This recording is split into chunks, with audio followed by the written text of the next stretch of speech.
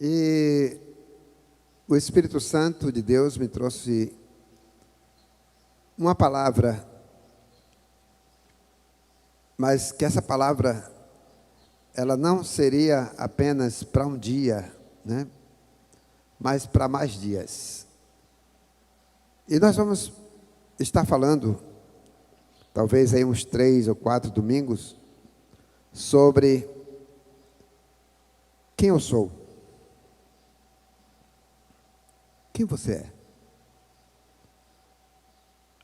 Talvez você ainda não se deu de conta de quem você de fato é. A vida está tão, às vezes, acelerada, tão agitada, tão corrida, e as pessoas não pensam nem, não param para pensar nem para saber quem ela é de fato.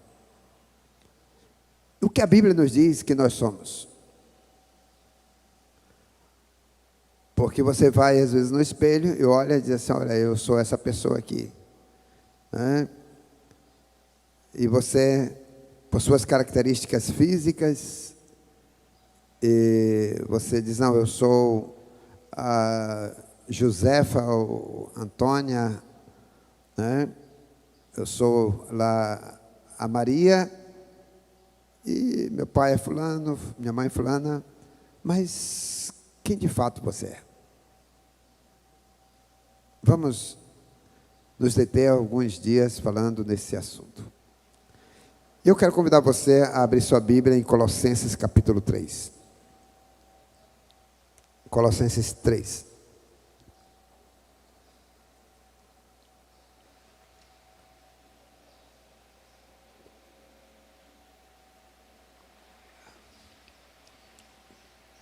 Ontem nós tivemos uma vigília ali em Catu, na comunidade Vida Catu. Estive lá, ministrei uma palavra, pastor Mirailton. E foi uma bênção. Saí de lá, já cheguei em casa, acho que por volta de umas 11h30, mais ou menos. Colossenses 3.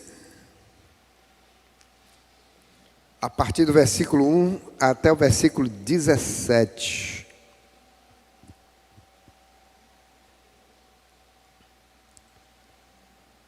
Portanto, se fostes ressuscitados juntamente com Cristo, buscai as coisas lá do alto, onde Cristo vive, assentado à direita de Deus. Pensai nas coisas lá do alto, não nas que são apenas da terra. Porque morrestes, e a vossa vida está oculta juntamente com Cristo em Deus. Quando Cristo, que é a nossa vida, se manifestar, então vós também sereis manifestados com Ele em glória. Fazei, pois, morrer a vossa natureza terrena, prostituição, impureza, paixão lasciva, desejo maligno e avareza, que é idolatria. Porque estas coisas, aliás, por estas coisas, é que vem a ira de Deus sobre os filhos da desobediência. Ora, nessas mesmas coisas andastes vós também, no outro tempo, quando vivias nelas. Agora, porém, despojai-vos igualmente de tudo isto: ira, indignação, maldade, maledicência, linguagem obscena do vosso falar. Não mentais uns aos outros, uma vez que vos despistes do velho homem com seus feitos, e vos revestistes do novo homem, que se refaz para pleno conhecimento, segundo a imagem daquele que o criou, no qual não pode haver grego nem judeu, circuncisão nem incircuncisão, bárbaro, cita, escravo, livre, porém Cristo é tudo em todos. Revesti-vos, pois, como eleitos de Deus, santos e amados, de eternos afetos de misericórdia, de bondade, de humildade, de mansidão, de longanimidade. Suportai-vos uns aos outros, perdoai-vos mutuamente, caso alguém tenha motivo de queixa contra outro. Assim como o Senhor vos perdoou, assim também perdoai vós. E acima de tudo isto, porém, esteja o amor, que é o vínculo da perfeição. Seja a paz de Cristo, o árbitro em vosso coração, a qual também fostes chamados em um só corpo, e sede agradecidos. Habite ricamente em vós a palavra de Cristo. Habite ricamente em vós a palavra de Cristo. Instruí-vos e aconselhai-vos mutuamente em toda a sabedoria, louvando a Deus, em salmos, hinos e cânticos espirituais, com gratidão em vosso coração. E tudo o que fizerdes, seja em palavra, seja em ação, fazei-o em nome do Senhor Jesus, dando por ele graças a Deus Pai. Amém. Diga comigo: Senhor Jesus, fale comigo nesta manhã, por meio da tua palavra. Usa o apóstolo, e que ele fale, dirigido pelo teu Espírito, guiado pelo Espírito, para falar comigo. Eu quero ouvir a tua voz. Eu quero, Senhor Deus, a cada dia viver com a identidade que o Senhor me deu, como filho de Deus. Pai, fala conosco. Espírito Santo, ministra nossos corações. De cada irmão que aqui se encontra e daqueles que estão em casa, que o Senhor os alcance nesta hora, pelo poder da tua palavra, em nome de Jesus. Amém. Quem sou eu? Pergunte para você mesmo: quem sou eu? Fale para você: quem sou eu? Vocês estão tímidos, né? Ou estão assim, meio perplexos, dizendo: será o que é que vai sair daí? Vamos mais uma vez, vamos falar mais forte: quem sou eu? Agora pergunte para a pessoa que está ao seu lado: quem é você?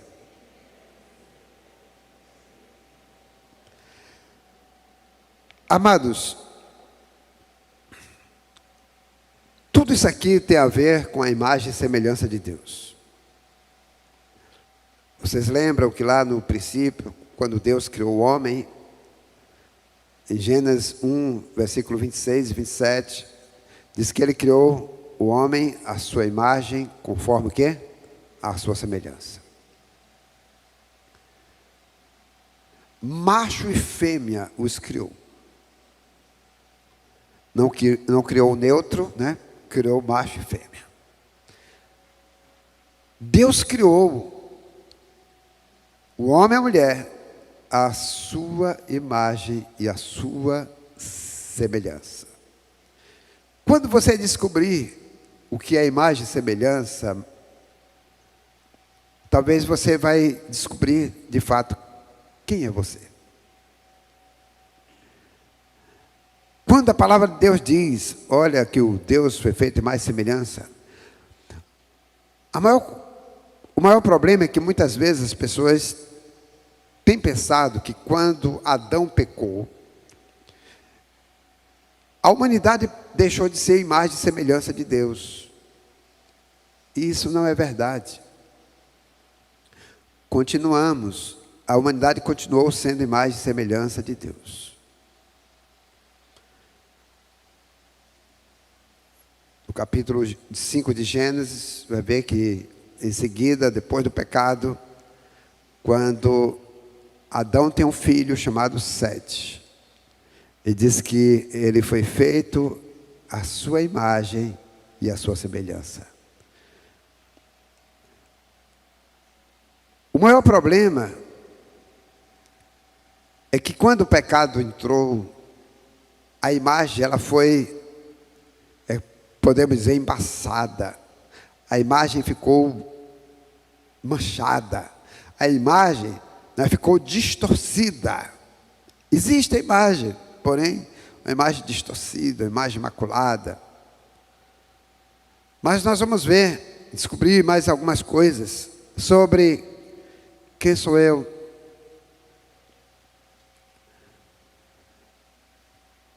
Quando se fala em imagem e semelhança, alguns, eu só estou fazendo isso aqui a título de vocês conhecerem o que se passa, porque todos vocês leem, são inteligentes, né?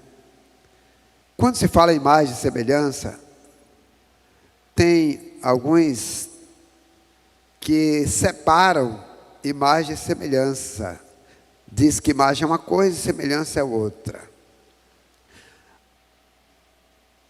Imagem e semelhança são palavras sinônimas, é a mesma coisa. Quando diz a sua imagem e a sua semelhança, é uma palavra sinônima. O hebraico não faz separação. Quando você diz assim, eu tenho um filho que é a minha imagem, ele é a minha semelhança, é a mesma coisa. Não tem nenhuma separação. A única coisa que nos identifica com a imagem e semelhança de Deus, o que é que identifica você com a imagem e semelhança de Deus? É o seu físico? É o seu corpo? Né? Não. Porque Deus é espírito, Ele não é corpo. Importa que seus adoradores adorem espírito e verdade. Mas quando fala que o homem é imagem e semelhança de Deus, ele está falando nos atributos transferíveis de Deus, naquilo que Deus transfere para o homem, porque tem os atributos que são chamados atributos intransferíveis, ou seja, que Deus não transfere para o homem. Quais são eles? Onisciência, que Deus é onisciente, Ele não transfere, só Ele é onisciente. Onipotência, Ele é o único que tem todo o poder, também não é transferido para ninguém. E onipresença, ou seja, é o único presente em qualquer situação, em qualquer lugar, e que também Ele não transfere para ninguém.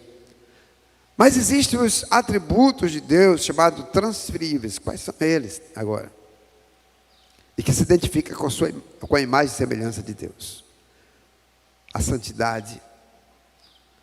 Quando diz, vós sois santos, como vosso Deus é santo. É um atributo divino que Ele transfere ao ser humano.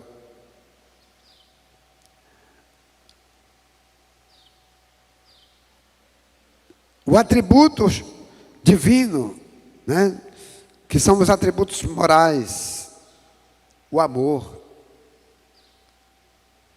O amor, a origem do amor, a fonte do amor é Deus. Mas Ele transfere para o homem, para amar uns aos outros.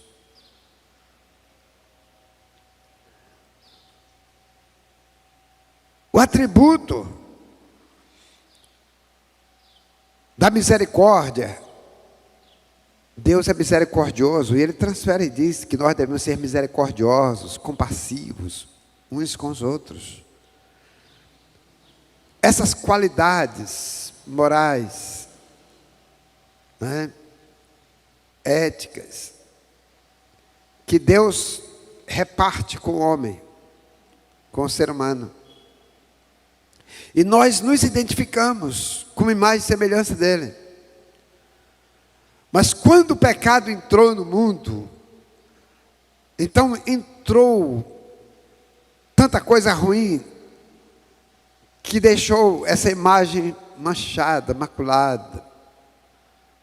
E o homem parece que ele não tem mais essa identidade que se caracteriza como imagem e semelhança de Deus. Mas ele continuou Mas essa imagem, ela começa a ser novamente recriada a partir de Jesus de Nazaré. Ele enviou seu filho sem pecado, como homem que não pecou, um ser moral, santo, imaculado. E ele disse para perdoar os nossos pecados e fazer com que nós fôssemos revestidos e tornar a voltar a conhecer a plena e perfeita imagem e semelhança de Deus. Muito embora a gente só vai conseguir chegar a essa plenitude de imagem e semelhança quando nós formos glorificados. Mas nós já podemos ter essa percepção. A outra coisa que nos identifica com Deus, como imagem e semelhança de Deus, é a parte, né, do saber. Que nenhum ser na terra, nenhum animal tem saber. Ou seja, ele raciocina, ele age por parte intuitiva, né? Mas ele não tem raciocínio, ele não pensa, ele não analisa. Então, o único ser na terra que como imagem e semelhança de Deus se identifica com Deus através do saber é você. O único ser que se identifica com Deus como imagem e semelhança é o ser humano. E uma das coisas também que nos dá para a gente voltar a conquistar isso, é que Ele nos deu o direito de governar. Só o homem, Deus deu esse direito de governar. E Ele deu ao homem autoridade para dar nome às coisas, para dar nome aos animais, para dar nome aos outros seres humanos. A própria Eva, foi Adão que colocou o nome nela, né? Deus deu o nome a Adão, e Adão deu o nome a Eva e a todas as outras coisas. E ele diz: você vai ter domínio sobre as aves, domínio sobre os animais marítimos, domínio sobre as feras, domínio sobre as coisas. Então o homem tem esse poder de dominar. E dar nome a tudo. Você já pensou, quem é que dá nome a seu filho? Você. Até hoje ainda é assim. Quem é que dá nome a seu cachorro? Quem é que dá nome ao seu gato, né? Todo mundo se encanta com o nome do meu gato. Diz como o senhor está tão inspirado que colocou o nome de um gato. Que nome? Como é o nome dele? já conhecem, né? Finório, né? Finório é espetacular. Faz jus ao nome dele, né? É um gato diferente. Ele às vezes pensa até que é cachorro, né? Então, você tem essa autoridade para dar nome ao filho, né? Tem uns que dão os nomes bonitos aos filhos, como o nome de Procópio, né? Nome bonito aí, quem quiser colocar aí no filho, aí, Procópio, né? Oh, meu Procopinho. Então você se identifica como imagem e semelhança de Deus, dando nome ao outro, dando nome às pessoas, dando nome aos animais. Você se identifica como imagem e semelhança de Deus através do seu saber, através do seu conhecimento, através do pensar, através do raciocínio, através do seu poder de decidir. Mas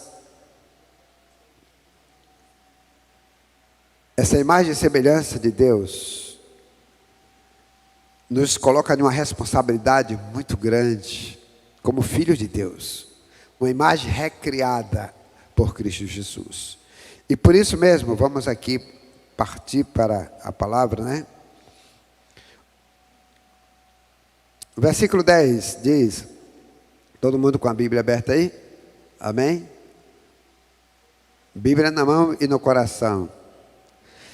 Diz: e vos revestistes do novo homem, que se refaz para o pleno conhecimento, segundo a imagem daquele que o criou. Então você é recriado, você é revestido do novo. O que é revestir? Olha, né? Todo mundo aí está vestido uma roupa bonita, né? Revestir é você colocar uma outra roupa por cima dessa roupa. Você está revestindo.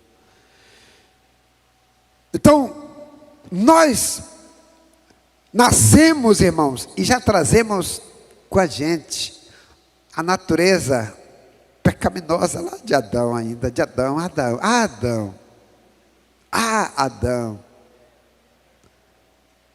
Que até hoje a gente sofre as consequências do pecado de Adão.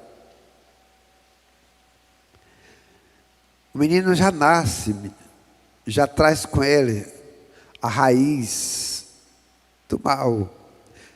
Logo, logo ele já sabe fazer malcriação, ele já sabe xingar, ele já sabe falar coisa feia. Ninguém ensinou, né?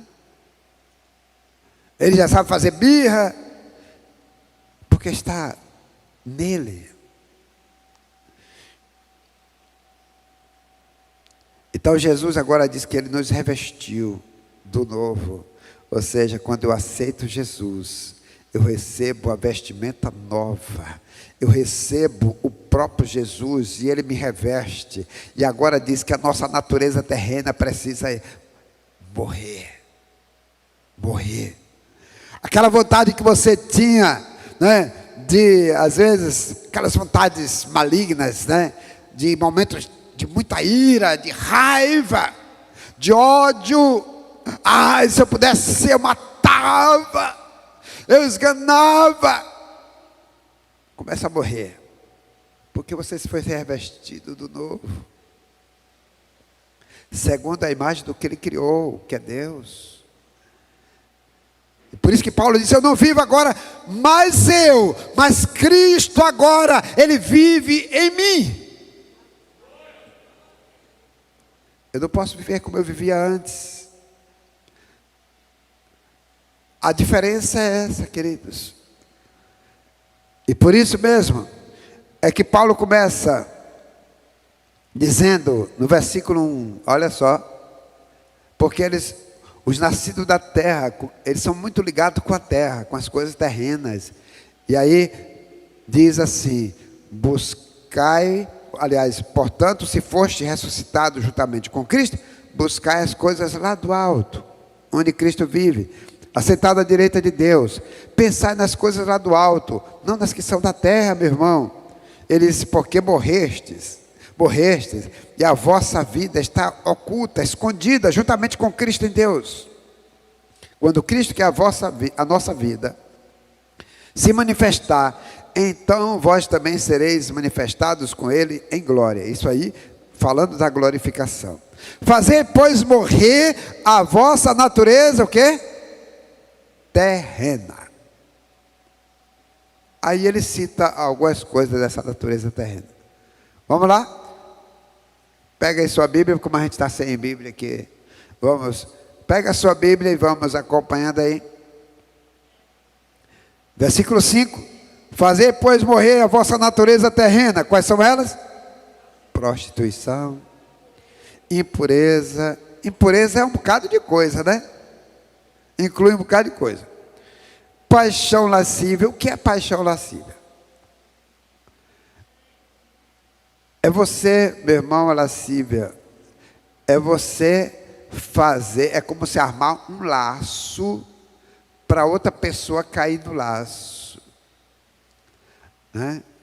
Aí você vê o povo lá fora dizer assim: eu armei o laço, ele caiu. É uma lascívia, né?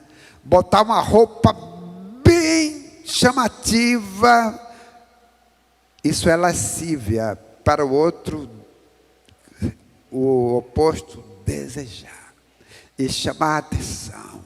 Então é um laço, uma lascívia, não é? Então os casados Você pode fazer essa lasciva em casa, né? As mulheres podem botar aí um bebedol bem chamativo aí para seu marido, não tem problema. Mas se você botar da rua, meu irmão, né? E tem umas que é bem chamativas, é lascívia. Você começa a armar laço. E às vezes laço para você mesmo cair. E aí diz assim, olha só. Paixão lascívia, desejo maligno e avareza. Duas coisas diferentes. Desejo maligno. Tem pessoas que têm desejo de matar, tem desejo de roubar, tem desejo de se prostituir, desejo maligno. Tem desejo de fazer, de pegar o outro e esganar. Tem desejo de botar veneno na comida do marido. Tem desejo de botar água quente no ouvido do marido. Tem desejo, né, tão perverso. E avareza. Irmãos, infelizmente, ainda existem muitos crentes que não se converteram nesta área da avareza. O que é avareza? Quem sabe o que é avareza? Amor ao dinheiro. O dinheiro não se converteu, né? Do crente. Amor ao dinheiro. Não é errado você trabalhar e querer conquistar e ter dinheiro para se manter o que você tem, manter a família, você até conquistar outras coisas. Mas o que é amor ao dinheiro? Bem, o sujeito ganha R$500. Aí ele diz assim, bem, R$50 de dízimo. O cara é fiel dizimista.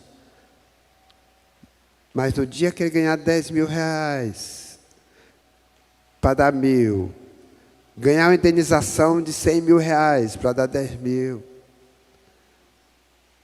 o cara age igual a Ananias e Safira. Isso é amor ao dinheiro, é avareza. Colocar o coração no dinheiro, porque agora o ordinária,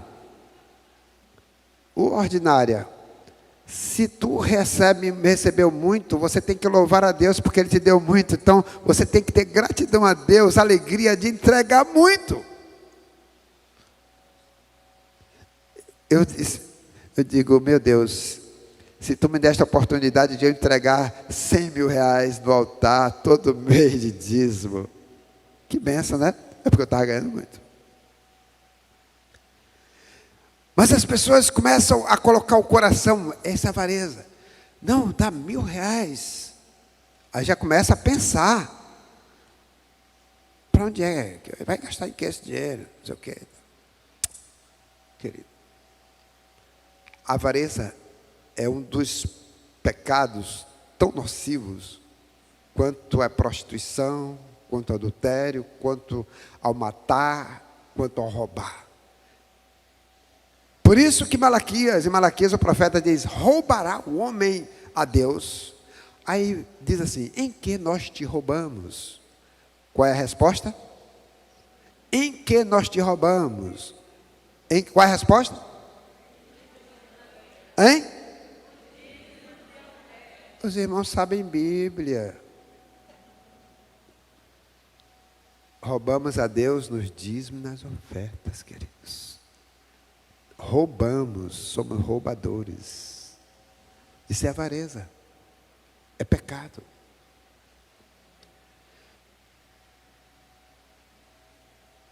Olha só, aí, continuando. Versículo 6.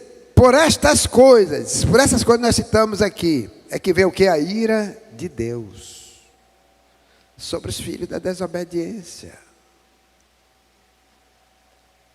Vamos ser filhos da obediência, irmãos, e não da desobediência. Ora, mesmas coisas andastes vós também, noutro tempo, quando vivias nela. Olha só, querido, Paulo diz assim, olha, essas coisas vocês praticavam, todos nós praticávamos antes de Jesus, andávamos nelas, né? Conheço homens que são hoje crentes, lavados em pelo sangue de Jesus, né? Que eles, naquele negócio de micareta, vestia camisola, e alguns até se pintavam de mulher e se requebravam. Eu não sei se tinha vontade de ser, mas... E aí se converteu. E muitos têm vergonha até daquele momento, daquele tempo. Porque, meu irmão, mudou a vida. A vida com Cristo muda. Existe um marco, antes e depois. Paulo diz, noutros tempos, no tempo antigo, quando nós não éramos cristãos, quando não conhecíamos a verdade, quando não tínhamos nascido de novo, quando ainda não éramos revestidos do Senhor Jesus, quando ainda não tínhamos a identidade de Cristo, quando ainda não tínhamos a intenção, não sabíamos o que era imagem e semelhança de Deus.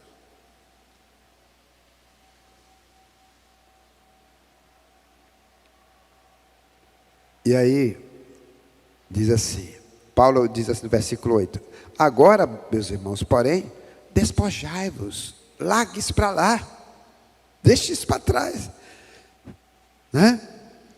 Deixa esse despojo lá, despojai-vos, igualmente, de tudo isso, deixa tudo isso. O que é tudo isso que ele fala? Ira, estou irado. A ira tem que durar um só momento, irmãos. Se demorar, diz que não pode durar além do pôr do sol. Se tu dormir irada com teu marido, tu dormir irado com tua mulher, está em pecado, peça perdão logo ao Senhor, se volte para Deus, procure se refazer logo com seu marido, sua mulher, peça perdão, um ao outro, né? E quando estão irados, se estão zangados, não fazem nada, um vira para um lado, outro vira para o outro, nem boa noite dá um para o outro. Mas quando meu irmão chega para o outro, meu amor, me perdoe, aí a coisa muda, né? A coisa muda, dá vontade até de dormir agarradinho, não é verdade? Então, tudo fica diferente. Por isso que aqui diz assim, despojai-vos de tudo. Isto. Colossenses 3, versículo de número 8. A ira, o que é mais? A indignação. Uma pessoa indignada, ela fica irada, ela fica com raiva. Indignação, maldade, maledicência, falar mal dos outros. Ei, porque tem gente que tem uma língua, meu irmão, tem um dom de língua, de falar dos outros. Fala, e quando ela não acha de quem falar, fala dela mesma. Maledicência, falar mal do outro, não guardar o outro, fica com a língua coçando para falar, procurando alguém para falar, ou de quem falar. Maledicência. Nós não podemos ficar difamando, né? Falando mal do outro e criando situações difíceis. Ah, olha, fulana, você não sabe que babado, né? E aí vem, o negócio já vai começar. Ai, menina, eu vi teu marido ali conversando com a mulher. Meu Deus, já criou uma confusão na casa da outra. Deixa a vida, deixa que a mulher mesmo lá por si só, ela veja, descubra, vai ficar procurando inferno com a vida dos outros, com a família dos outros. Tem gente que é assim. Ela não vive bem e não quer que o outro viva. Tem gente que não tem e não quer que o outro tenha. Então nós precisamos aprender que nós somos agora uma imagem e semelhança de Deus reconstruída por Cristo Jesus. E aí diz assim, ainda no versículo 8, linguagem obscena no vosso falar. Irmãos,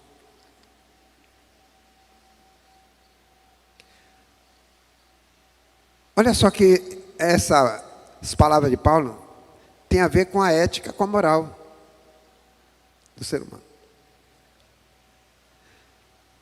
E ele disse, olha, na hora que vocês falarem, não use aquela linguagem que vocês falavam antes, não. Aquela linguagem, né, indecente, linguagem obscena no falar de vocês, né? Em termos de falar coisas que às vezes de dupla interpretação, né? De dupla interpretação, que dá para você ficar imaginando se é uma coisa ou se é outra, e fazer gestos obscenos no falar de vocês. Não, vocês não têm que usar mais essa linguagem. Vocês agora têm uma linguagem pura, vocês têm uma linguagem santa, vocês têm uma linguagem que é uma linguagem que se identifica com Deus, com o Pai de vocês. Você tem uma linguagem que se identifica com Jesus, que é o Salvador de vocês. Nós temos uma linguagem do reino de Deus, do reino dos céus, porque somos cidadãos do reino dos céus. Amém? Então, quem sou eu?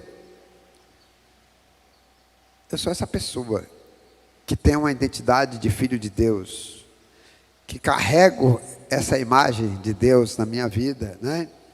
E continuando, no versículo 9, olha só, tudo tem a ver com a nossa vida ética moral, aqui, esse texto aqui. E então, tudo se identifica com a imagem e semelhança de Deus que nós somos hoje, irmãos. Versículo 9, diz, não o quê? Não mintais, não mintam uns aos outros.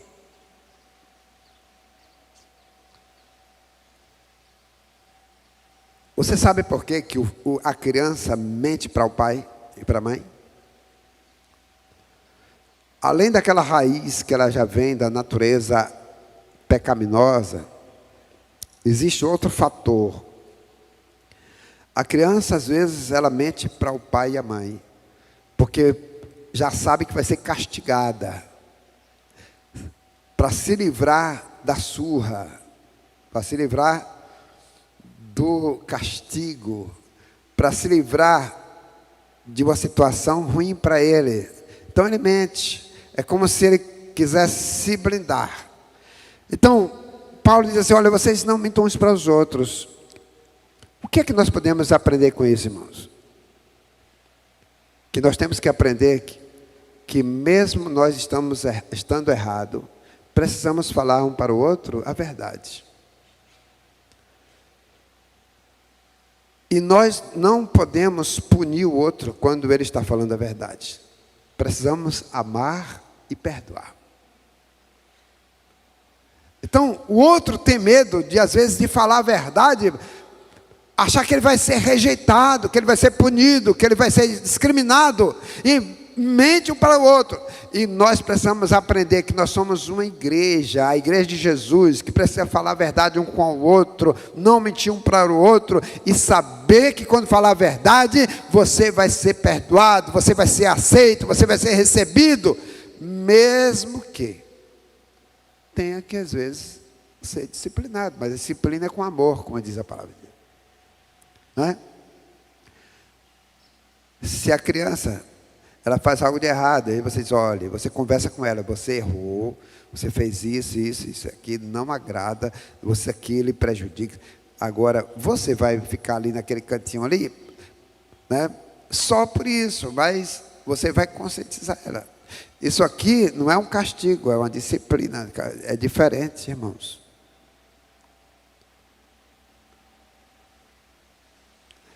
E aí diz assim: não mintais uns aos outros. E porque também nós não podemos mentir? Porque nós temos agora Jesus em nós, o Espírito Santo em nós, somos filhos de Deus, somos imagem e semelhança de Deus. E então, Paulo, ele volta a dizer no versículo 9, assim: não mintais uns aos outros, uma vez, olha só, uma vez que vos despistes do velho homem com seus feitos. Você já se despiu do velho homem, da velha natureza, com todos os seus feitos. Por isso que diz assim: quem está em Cristo, nova criatura é. 2 Coríntios 5,17. As coisas velhas ficaram para trás. Que coisas velhas são essas? As coisas que a gente praticava antes, e que a gente praticava, que ainda achava bonito, ainda ria do que a gente fazia, irmãos, né? E então diz assim: olha, vocês se despiu do velho homem, agora você se vestiu de um novo homem. Então você deixou as coisas velhas para trás, com todos os seus feitos. E o versículo 10 diz: e vos revestistes do novo homem, que se refez para pleno conhecimento, segundo a imagem daquele que o criou. Então, nós fomos refeitos, segundo a imagem daquele que nos criou. Quem foi que nos criou? Deus. Voltamos à origem, imagem e semelhança de Deus na originalidade. Não que essa originalidade, meus irmãos, ainda tem defeito, né? Ainda tem um defeito, por causa que lá ainda carregamos. Mas nós estamos agora reconstruindo essa imagem, até chegar à plenitude, à total perfeição, que só quando formos glorificados. Porque enquanto estiver aqui na terra, nós vamos falhar. Mas o que é mais importante do Evangelho? É mesmo que errando, nós reconhecemos o erro, nós pedimos perdão, somos perdoados, somos aceitos e estamos na família de Deus, glorificando a Deus. Não somos lançados fora. Por isso que Jesus diz: aquele que vem a mim, de maneira alguma eu lançarei fora. Nós não somos daqueles que vão lançar os outros fora. Nós queremos ajudar. A nossa missão é ajudar o outro, é ajudar ele a se levantar, ajudar ele a se reconstruir, ajudar ele a se refazer, e não lançar fora, lançar pedra, né? De forma alguma. Esse é o Evangelho de Jesus. Ainda continuando aí, Colossenses 3,12, diz: revesti-vos, pois, como eleitos de Deus, olha só, santos e amados, de ternos afetos de misericórdia, de bondade, de humildade, de mansidão, de longanimidade. Olha só, amados, que coisa maravilhosa. Nós somos um povo que temos que ser um povo misericordioso, bondoso, né? Usar de bondade, de misericórdia, de compaixão. Isso tem que estar intrínseco em nós, dentro de nós, na nossa natureza. Por quê? Porque agora nós somos chamados filhos de Deus, recriados por Cristo Jesus para uma vida nova. Nós nascemos de novo, e por isso nós precisamos agora se identificar com um novo estilo de vida. Amém? Aí, versículo 13. Diz assim: suportai-vos uns aos outros, perdoai-vos mutuamente, caso alguém tenha motivo de queixa contra outrem. Assim como o Senhor vos perdoou, assim também perdoai vós. Irmãos, a coisa mais poderosa neste mundo, duas coisas: o amor e o perdão. Você só perdoa porque ama. Ele diz: olha, se você tem queixa contra o outro, perdoai-vos. Diz que perdoar uns aos outros. Que coisa boa. Irmão, olha, pare para pensar. Quando você não está bem com a outra pessoa, isso acontece com o marido e a mulher, isso acontece entre pais e filhos, isso na sociedade menor, isso acontece no ambiente de trabalho, você com um colega de trabalho, isso pode acontecer dentro da igreja às vezes, né? Você quando está indiferente, o que é que acontece? Você passa malmente um bom dia ou uma boa tarde. E às vezes tem aqueles que passam e faz de conta que não viu. Ou então sentam juntos, mas não conseguem nem olhar um para o outro. Não conseguem nem conversar. Não conseguem rir para o outro. Amados, o perdão é a coisa, eu diria, a coisa mais forte que existe. Por isso que Jesus foi para a cruz. E lá na cruz, ele olhou para aqueles que estavam zombando dele, chicoteando, matando ele, e disse assim: Pai, perdoa eles, porque não sabem o que estão fazendo. Perdão é algo poderoso. E às vezes nós convivemos com outra pessoa e não perdoamos. Porque ele que me feriu, então não vou lá pedir perdão. Bem, talvez a pessoa que te feriu, ela não está sofrendo tanto quanto você. Porque às vezes ela te feriu, às vezes foi até sem intenção. E você que está ferida, está sofrendo, está magoada, está magoado, está chateado, está cheio de ira com aquela pessoa. E a pessoa nem tanto. Então, sabe o que vai acontecer? Amado, é tão simples. Chegar para a pessoa: olha, fulano, naquele dia você me fez aquilo que eu não gostei. Fiquei muito chateado. Eu quero até lhe pedir perdão, porque eu estou chateado com você. Me perdoe, e eu te perdoo também. Acabou. E aí se abraçam. Agora vão se beijar, vão se alegrar, vão estar juntos. E vai viver uma vida tranquila. Então, o perdão é algo poderoso. Eu li alguma coisa sobre isso. Um presidente nos Estados Unidos, um jovem que foi para a prisão. E ele foi, isso foi fato. Ele foi para a prisão e por um delito que ele cometeu, e ele foi condenado a pena de morte. E naquela época diz que o presidente dos Estados Unidos, sabendo da situação, e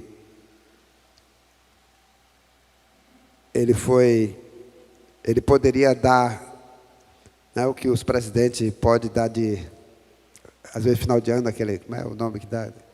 Né? Indulto, né? E ele poderia liberar ele, perdoar. E diz que aquele presidente dos Estados Unidos vestiu um terno, pegou uma Bíblia e botou a carta de indulto para libertar ele dentro da Bíblia. E foi fazer a visita àquele jovem na prisão. E quando chegou lá na prisão, então os guardas, o sentinela disse: olha, tem um pastor aí querendo falar com você, querendo te visitar, e disse que tem um negócio aí para você. Ele disse que nada, ele começou a esbravejar: eu não quero saber de pastor, não quero saber de nada. Aí começou a falar, espraguejar e gritar. Aí diz que o sentinela disse: olha, mas ele disse que quer muito falar com você, que ele tem alguma coisa aí para lhe entregar. Não, não quero saber desse povo. Aí começou a falar e não quis receber de forma alguma. Aí quando ele não quis, o presidente foi embora. O sentinela chegou para ele e disse: rapaz, você é muito burro. Esse homem estava aí, era o presidente dos Estados Unidos. Ele trouxe o seu induto, a sua libertação, para você se ver livre. Ele trouxe o perdão. E você não quis receber. Às vezes, irmãos, nós estamos agindo assim. Nós não queremos receber o perdão e nem queremos dar o perdão. Mas como filhos de Deus, imagem e semelhança dele, nós precisamos amar e perdoar. Porque fomos revestidos do novo. Talvez aquela coisa que você já guarda há anos, há tempo. O marido que traiu, e aquilo ainda está, uma ferida enorme. Bem, chama, olha, eu vou lhe perdoar. Porque Cristo me perdoou. E eu preciso lhe perdoar. Porque nós somos uma família. Que coisa maravilhosa. Eu duvido se aquele marido não vai ser melhor para você. Eu duvido se aquela mulher não vai ser melhor para você. Do que ficar convivendo com a ferida, convivendo com esse câncer, né, que vai matando, que vai danificando a vida, que vai afastando a gente mais de Deus. Não, olha, Paulo está ensinando aqui coisas práticas da vida. Então, suportando uns aos outros, perdoai-vos mutuamente um ao outro, caso alguém tenha motivo de queixa contra outro. Assim como o Senhor vos perdoou, assim também perdoai o quê? Vós. Acima de tudo isto, porém, esteja o amor, que é o vínculo da perfeição. Amém? Glória a Deus. Vamos estar finalizando aí, o restante do versículo 15, 16, 17.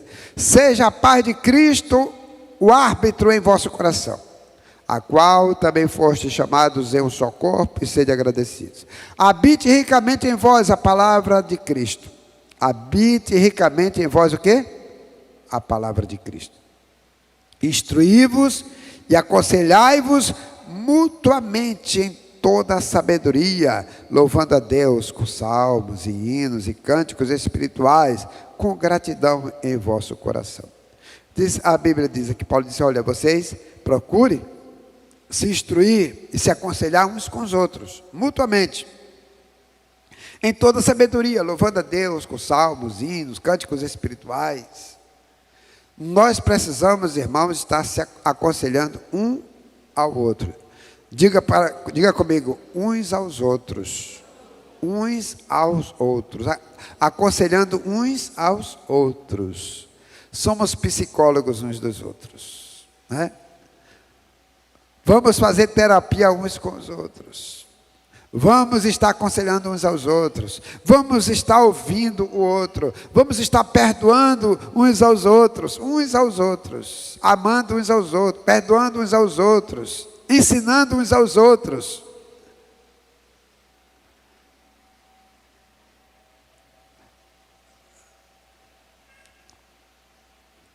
E no final, o versículo 17 diz: tudo o que fizerdes, seja em palavra, seja em ação, fazei-o em nome do Senhor Jesus, dando por ele graças a Deus Pai.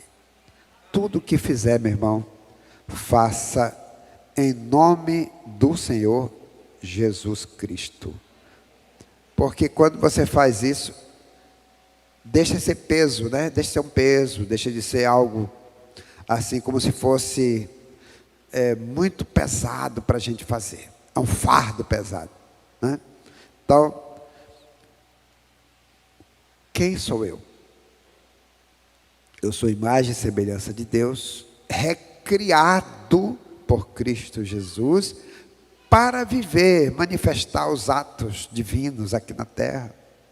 Esses atributos divinos que o Senhor repartiu conosco para a gente viver repartido uns com os outros. Que Deus em Cristo Jesus possa estar aplicando essa palavra em nossos corações, que sejamos abençoados, que você possa ter possa viver como cristão uma vida melhor, perdoando o outro, recebendo perdão do outro, recebendo o perdão de Deus e confessando as vossas culpas uns para os outros, para viver uma vida tranquila e sossegada, sem medo nenhum, né? Então, quando nós temos essa confiança, você não tem medo de chegar para o outro e dizer: olha, fulano, eu fiz isso, eu pisei na bola. Rapaz, eu fiz... Aí o outro disse: vem cá, meu irmão. Ou vem cá, minha irmã. Olha. Bem, vamos orar aqui. Ora, abençoa, diz: você fez isso. O que é que Jesus dizia? Não peques mais. Mas ele perdoava. A mulher adúltera, pegada em flagrante, era para ser apedrejada, e quando for até Jesus, ele disse assim: qual de vós não tem pecado, atire a primeira pedra. Houve silêncio, desde o pequeno até o mais velho, ninguém atirou uma pedra naquela mulher, porque todos tinham pecado. E ele levanta e pergunta: cadê os teus acusadores? Cadê aqueles que estavam querendo lhe matar? Ele disse: foram embora. Não me acusaram mais não. E ele disse: nem eu também te acusarei. Perdoados são os seus pecados. Porém, vai e não peques mais. Não pratique mais esses atos. Amém? Vamos ficar em pé?